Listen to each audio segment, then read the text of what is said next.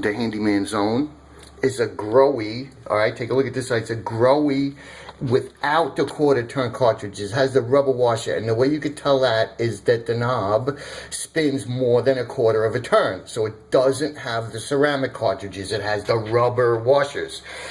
So quickly, this is how we're going to renew this faucet. These knobs, they pull off. Quite a little bit of force to get them off, but they pull off. They're on with a nylon, like if you like to put it back on, you put it in place and knock it in there. So you pull the knob straight off.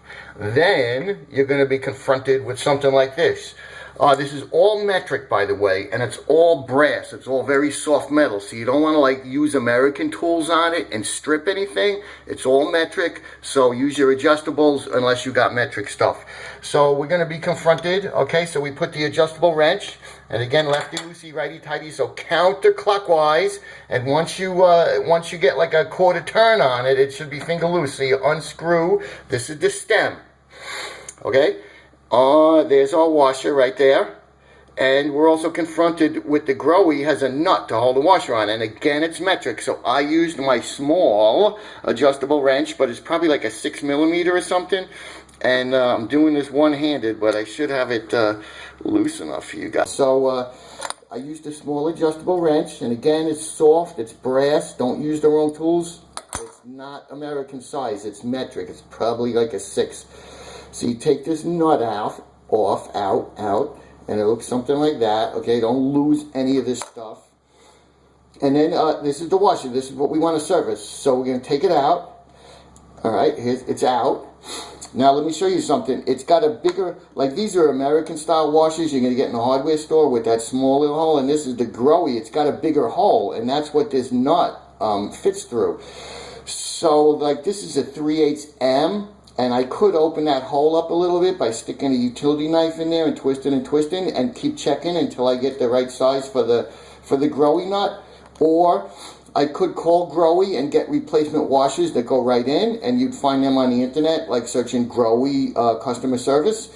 Or there, you could flip this over and put it back in. There's a little rim that forms from being compressed for so long, so you might have to trim that off with a utility knife carefully just to get this to fit back in there. Okay? So then when you get the washer situation dealt with, you're going to put back in, put everything back together. Assembly is reverse of removal. So you're just going to put everything back in. A couple of things to check is make sure you take the aerator out before you turn the water back on, because there's going to be a lot of debris in the line. You want to flush it out so you don't clog up your aerator. Run the water, put your aerator back on. Double check underneath the shut-off valves under the sink. Double check that they're indeed not leaking after you mess with them. And if they are, there's a packing nut right behind this handle. There's a big packing nut. You would get in there with your adjustable wrench, and you would give it like an 1/8 or 1/4 of a turn just to snug that packing nut up that's right back here, and that would solve any dripping that you may or may not have after you mess with these shutoff valves. And because you never use those shutoff valves, when you do use them, they tend to drip. So double check before you're done.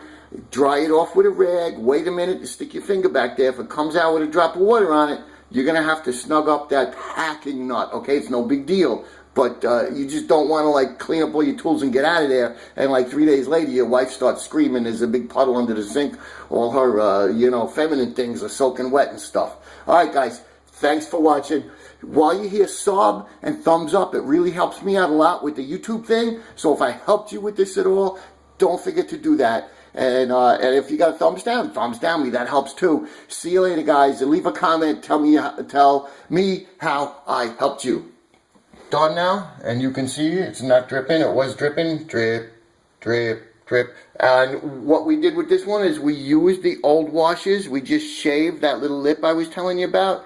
We shaved it off with the utility knife, with kind of like a raking, not like slicing around, but like raking up past it. I don't know if I could, let me see if I could show you, because these washers are really a pain in the ass to get, because they're specific for this GROHE and they don't fit anything else. So like if this was the old washer and I took the utility knife and it was like that kind of thing as I turned the washer, and I just scraped that that little ridge off, and flipped the washer over, and I put it back in.